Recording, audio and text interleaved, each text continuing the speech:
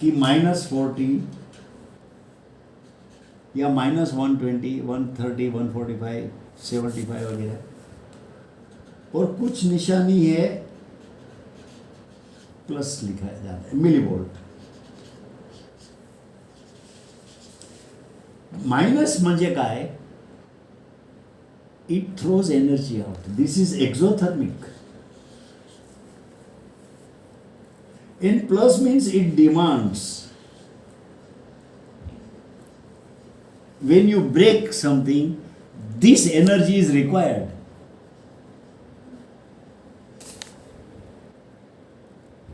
समझे ना? तो that is written as positive. This is endothermic.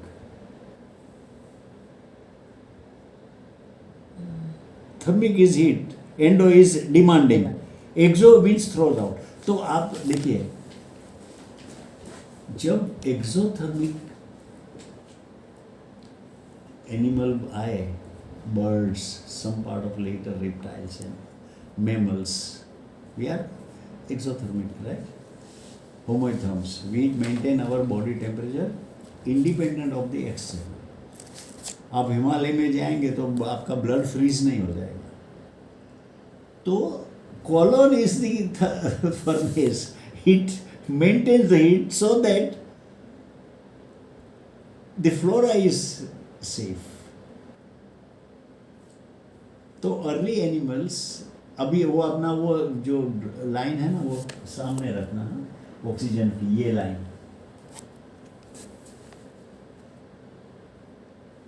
History of the planet 0 to today, ये line बहुत इंपॉर्टेंट है, हर जगह काम में आएगी।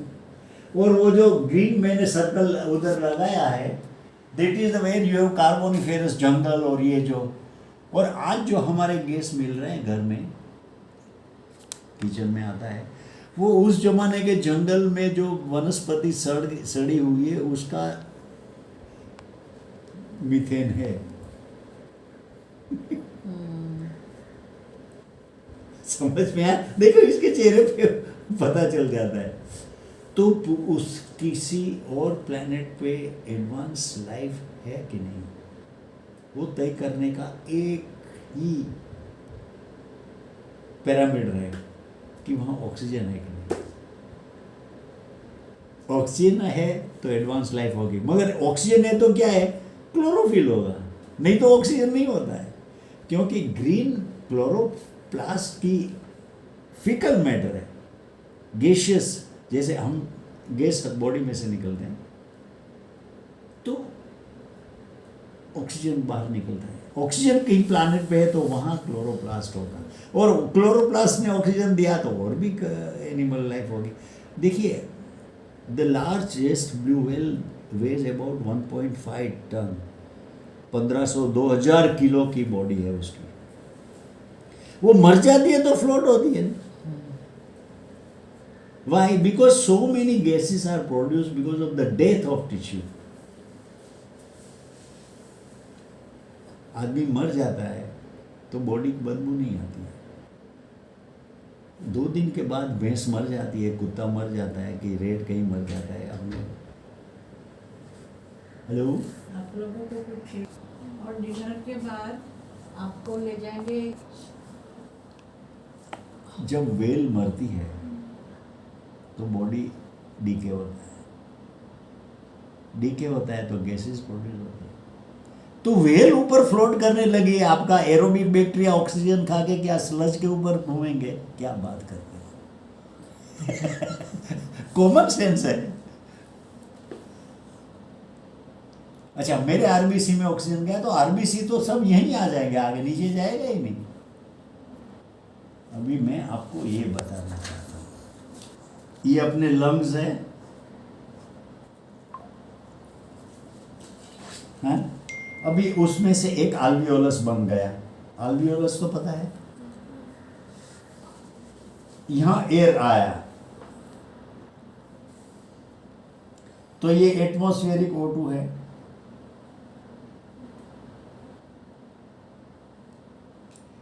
इसको आप एम्प्लीफाई करोगे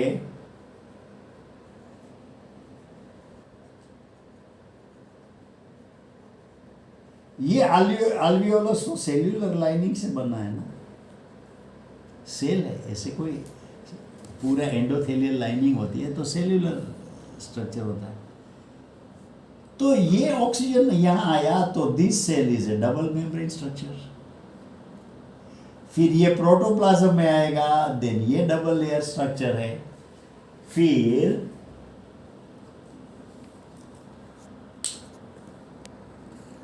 ये ब्लड वेसल आया, ब्लड वेसल भी एंडोथेलियल लाइनिंग की पूरी सेल्यूलर स्ट्रक्चर है। बीच में कनेक्टिव टिश्यू है, ये वॉल, फिर ये एंडोथेलियल सेल, फिर उसकी ये वॉल, फिर यहां ब्लड में आया, फिर ये आरबीसी है, उसकी भी डबल लाइनिंग है। ये ऑक्सीजन सीधा यहां आ गया, क्या बात है। सीरम में यहां ऑक्सीजन आएगा तो सीरम को तो मरना ही, ब्लड को तो एम्बोलिज्म होना ही होना है। तो यहां जो O2 था वो यहां आता है, वो बात गलत है। There are 4 stages of oxygen diffusion and here it is active। देखिए डिफ्यूजन बॉयल्स लॉ है। बॉयल्स लॉ आपने पता कि जितना हेनरीज लॉ कि जितना एटमॉस्फेरिक प्रेशर डिफरेंशियल प्रेशर है उस हिसाब से गैस डिसॉल्व होगा। मगर नाइट्रोजन 79% है, ऑक्सीजन 20.8% है, मगर नाइट्रोजन से ज़्यादा ऑक्सीजन सोल्यूबल है। Oxygen is more soluble than nitrogen. आप सोल्यूबिलिटी ऑफ गैसेस कमांड मार के पढ़ लीजिए।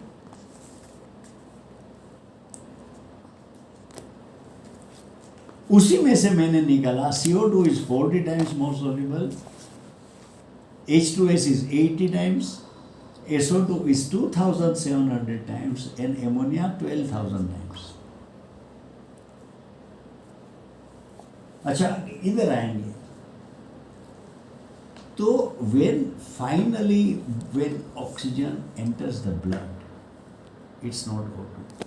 नहीं तो ब्लड को मरना ही मरना है। ब्लड मरेगा मतलब all my capillaries in the lungs start giving way, human being will die। अगर O2 इधर आ सकता है ब्लड में तो इंट्रावीनस ऑक्सीजन क्यों नहीं देते आप? मास्क क्यों चढ़ा दे हुए?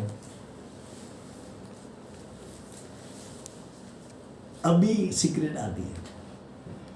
All over alveoli are lined with mucus। Mucus is transferrin protein. Protein पकड़ता है ऑक्सीजन। पोर्फिरिन रिंग लंग्स में ब्लड में है, वो तो ब्लड की पोर्फिरिन रिंग है, but non porphyrin ring protein which binds with oxygen is transferrin. वो ट्रांसफेरिन कि अभी इवोल्यूशन देखो, सब आर्कियल बैक्टीरियल सेल के ऊपर जो म्यूकस कोटिंग होता है वहाँ से लेके porifera, then sea anemone, coelenterate, then fish gills, lobster की वगैरह वगैरह वगैरह, वहाँ से म्यूकस इज कांस्टेंट। अगर म्यूकस आप निकाल दो, आपकी ट्रेकिया है, विंड पाइप है, गट है, म्यूकस निकाल दिया तो मरना ही मरना है।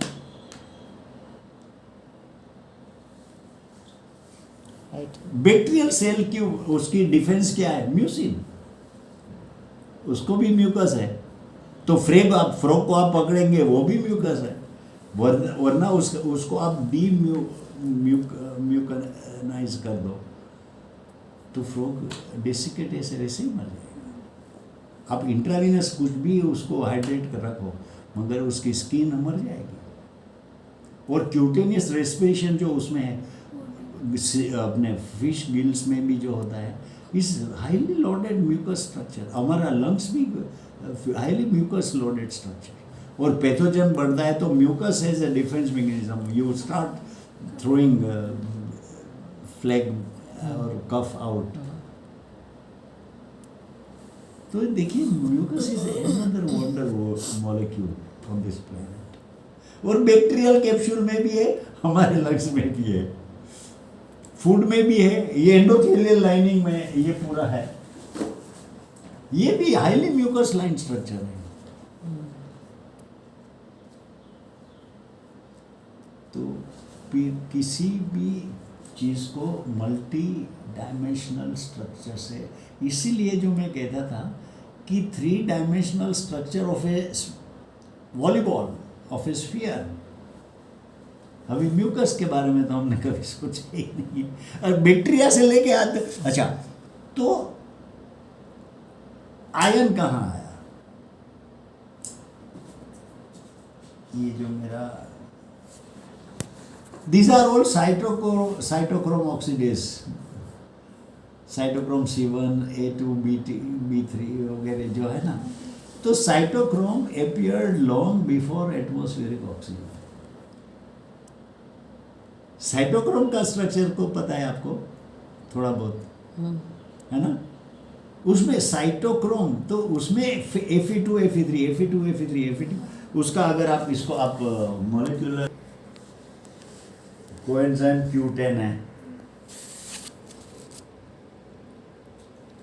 ये मेम्ब्रेन से पकड़ दिया है, NAD, NADP वगैरह जो है, फिर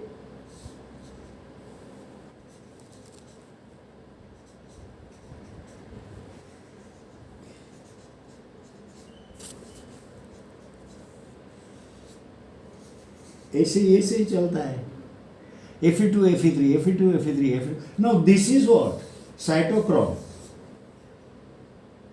तो oxidation reduction is a paired reaction, कुछ ऑक्सीडाइज होगा तो कुछ रिड्यूस होना ही होना है। एक्वेटिक बॉडी में एरोबिक एनेरोबिक इज आइदर और, इसमें ऑक्सीडेशन रिडक्शन से आइदर और नहीं है, एंड देयरफॉर एरोबिक एनेरोबिक भी नहीं है। It's these are all paired, oxidation reduction की जो प्रोसेस है, तो कोई ऑक्सीडाइज तब होगा जब कोई रिड्यूस होता है।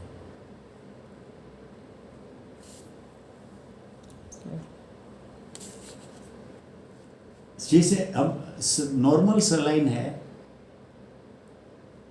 या बॉइल्ड डियो है, पुराने ज़माने में जब दवाई इतनी अवेलेबल नहीं थी तो हम दर्दी को, पेशेंट को बॉइल्ड वाटर पिलाते थे, मतलब पैथोजन मर गया। मगर बबलिंग हुआ तो एयर भी, डियो भी निकल गया ना। बॉइल्ड वाटर है 0 डियो। आप बॉटल बंद करके रखो, खुला ग्लास रखेंगे तो एटमॉस्फेयर में, फ्रिज के अंदर टेम्परेचर डाउन होगा तो एटमॉस्फेरिक उधर थोड़ा जाएगा। मगर एक बात याद रखना, सलाइन इज 0 डियो, नहीं तो ब्लड को क्लॉट करके, एम्बोलिज्म करके मार देगा पेशेंट को। किसी डॉक्टर को आप पूछो कि सलाइन में डियो कितना है, अरे क्या बात है, तो मर जाएगा। तो एमीबा के अंदर डियो जाएगा, बैक्टीरिया के अंदर डियो जाएगा और बचेगा, ये क्या बात है? समझे आप? अच्छा, अभी एक बात गड़बड़ कहाँ हुई है कि engineers have written most of this sewage treatment books. उसमें क्या है, Henry law of partial pressure, यहाँ एटमॉस्फेरिक प्रेशर है, नाइट्रोजन है, O2 है, ये वाटर है, तो डिफ्यूजन ऑफ गैसेस के सब मैथमेटिक्स, फिजिक्स उसने समझाया। But it is only these 2 media are separated by 1 layer which separates water from air. So this is a dead separation, dead layer. In amoeba, every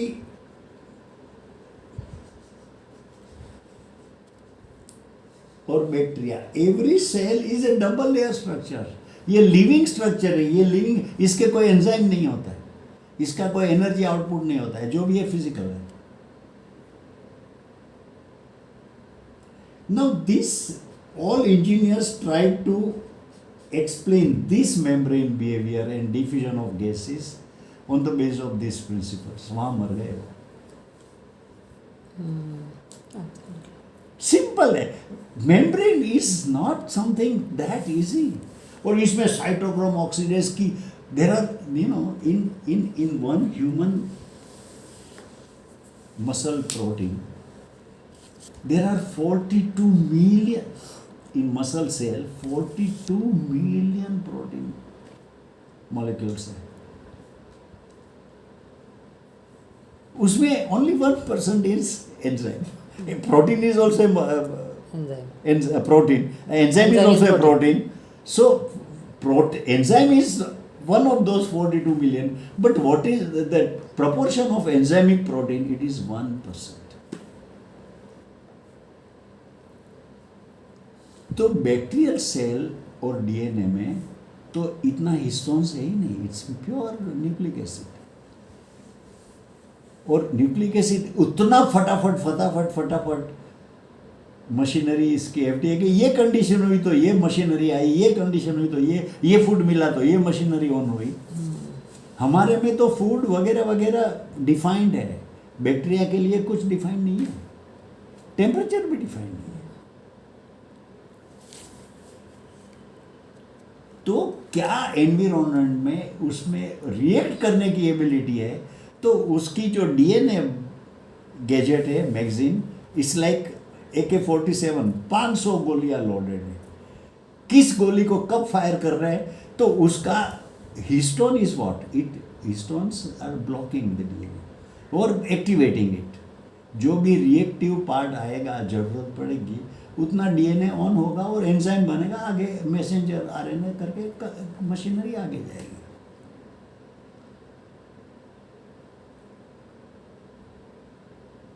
तो ये protein molecule समझना है. अच्छा ये कल अपना माइक्रोबायोलॉजी सोसाइटी में लाया है कुछ एंजाइम. बायो एंजाइम क्या है. देखिए मैंने जो एक्वेटिक क्लाइमेट रिलेटेड डीनाइट्रीफायर मिथेनोट्रॉफ वगैरह बात करी ना. They are not culturable in laboratory conditions. Tissue and cellular culture की जो लैब है वहाँ ये माइक्रोब कल्चर नहीं कर सकते with present level of knowledge of tissue culture. ये बायो एंजाइम करके ये जादू किया वो किया बिल्कुल बकवास है. समझ रहे हैं आप कल्चर करोगे तो पहले तो ये कि you can control and grow the cell in ideal condition. Nature में आइडियल क्या है. Is there anything like sterilised nature.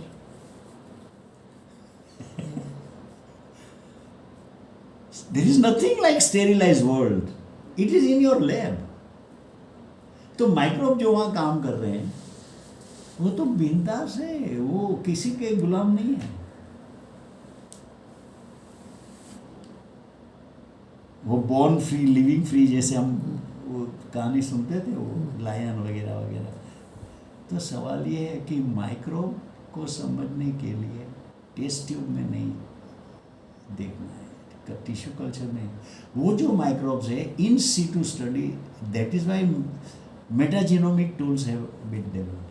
PCR वगैरह जो टेस्ट होते हैं. FISH now FISH is what fluorescence in situ hybridization. आप समझे कि नहीं. FISH is not that fish which swims. तो ये जो टेक्निक है तो this are the tools in situ. ये किनारे पे आपने प्रोब डाला इधर डाला और 50 फुट आगे जाके तालाब के बीच में तो वहाँ क्या है स्पीसीज वो स्टडी करना पड़ेगा. और उसकी बॉटम पे जाना है तो वहां तक जाना पड़ेगा. तो ये इंजीनियर्स की तो S of Pacific is 7.2 pH. Bottom of acid is 5.4. अभी कहाँ देखेंगे आप. पूरा pH ग्रेडियंट देखना पड़ेगा.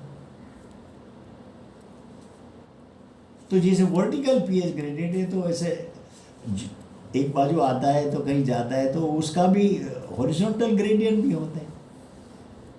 तो ये बहुत मुझे तो ताजुब भी होता है, और मैं कन्फ्यूज, वो थक जाती है कुदरत, तो लपड़ाक मारती है, तो हम उसको क्लाइमेट चेंज बोलते हैं। तो सीवेज के बाद हमारा mostly I know some scientists who have not taken a bath for 18 years. Their body doesn't smell. क्योंकि bacterial flora on the skin and mucus perspiration जो वगैरह है, दे आर सो एक्लिमेटाइज के इनफ्लो आउटफ्लो को बराबर है।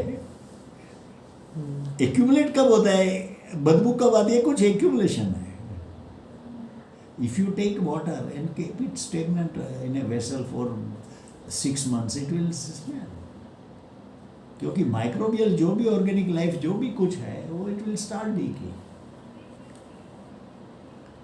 तो lake में क्या है, पॉन्ड रिहेबिलिटेशन की जो भी रिट्रोफिटिंग आप कहते हैं, रिवर, उसमें तो बहुत, रिवर में तो कॉन्स्टेंट आता है, कुछ निकलता है। अभी कितना आता है, क्या निकलता है, किसी को पता नहीं।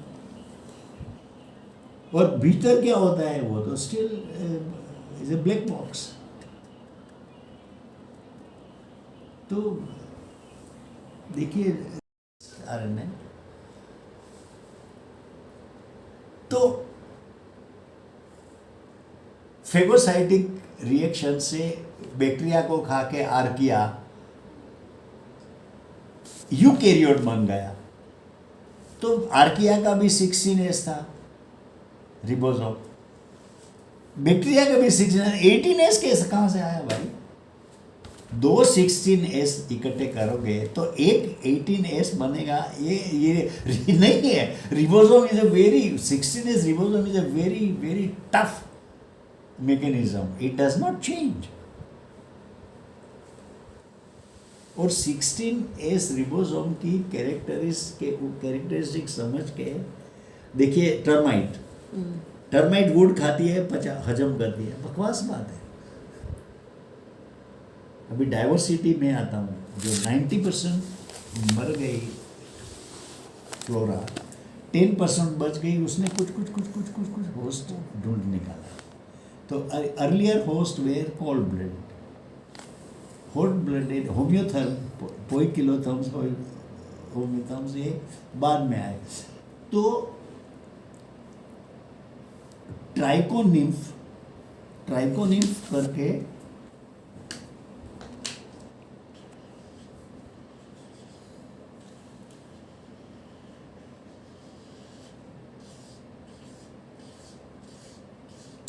ये कूंज के ऊपर श्रीफल लगाते हैं, ऐसा बनता है, ये trichonymph. Now this trichonymph was earlier identified as multiflagellate. Amoeba को एक फ्लैजेला है, यूक्लिना को, हाँ, फिर डाइनोफ्लैजेलेट, डाइफ्लैजेलेट, मल्टीफ्लैजेलेट। तो this was known as a protozoa earlier. But FISH वगैरह वगैरह वगैरह जो किया, तो this is not a flagellate, this is not a protozoa, is a fungi. And this trichonymph is very loaded. The termite gut is loaded with trichonymph. It is this fungi that breaks down wood. Wood is cambium. Cambium is नहीं तो 100 साल का कभी जो मकान होता है ऐसे ही खड़ा रहता है। तो कैम्बियम को ब्रेक करने के लिए इतना सबके पास एंजाइम्स नहीं है, वो फंगस। तो आपको कुछ और जर्नी पे ले जाते हैं। सेल्यूलोज, कैम्बियम, काइटिन, केराटिन, ये केराटिन है, नाखून वगैरह, वो ग्लूकोज में आएगा। Glucose is C6, this is a train of C6, एक बोगी, ये glucose is a bogie coach, this is a train of C6। तो C6 से लेके C2 एसीटेट, यहाँ से मिथेनोजन आया, CH4 बनाएगा C1 या CO2 बनाएगा. तो this is the function of fungi.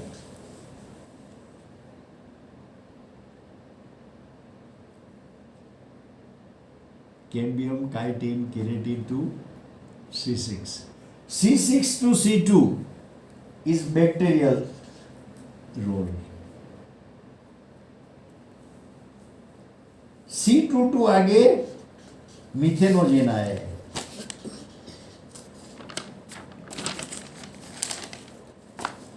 ये तो डेंजर आया फिर. यादर CO2 और CH4 वो तो डेंजर है. तो वर्ल्ड क्लाइमेट को ठीक करने के लिए फिर आए मिथेनोट्रॉफ. तो देखिए एक बात है, C2 is a food for methanogen and CH4 is excreta of methanogen, but CH4 is food for methanotroph. Methanotroph gives it to CO2. CO2 is taken up by HCHO या फोटोसिंथेसिस. साइकिल होगी ना. CO2 भी accumulate होगा तो गड़बड़ है. तो CO2 का जो फोटोसिंथेसिस है वो HCHO और C2 वहाँ से चलिए फिर आगे मल्टी पोलराइजेशन होता है.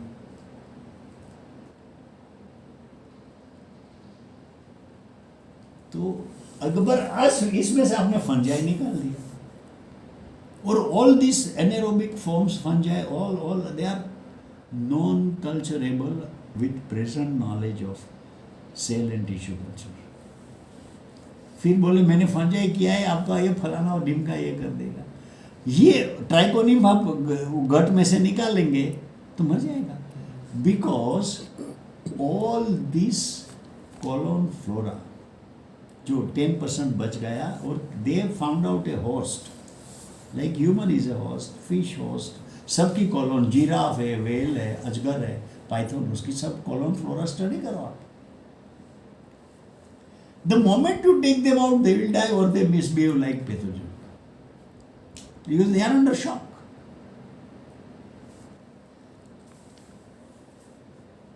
अच्छा, 60%, 62% of diversity we have destroyed.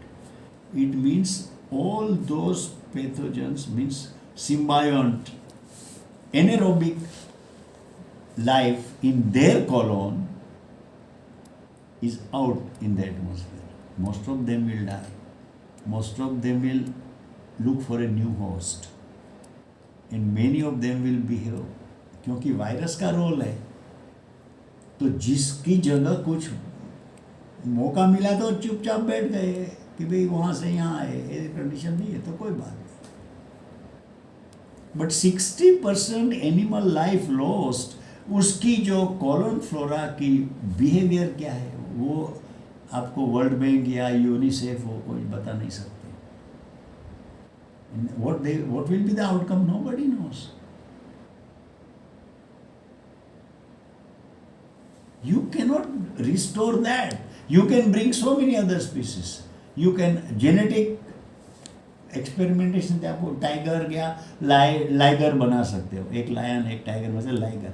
मगर ओरिजिनल जो चीज़ थी उसका कॉलोन फ्लोरा की जो हार्मनी है, मोलिकुलर एंड डीएनए हार्मनी, वो कहाँ से आप लाएंगे? तो ये कॉलोन और ये कॉलोन इकोलॉजी है, ये नज़र नहीं आती है. You can only if you are your stomach is fine, you are fine. If something is wrong, then you know it.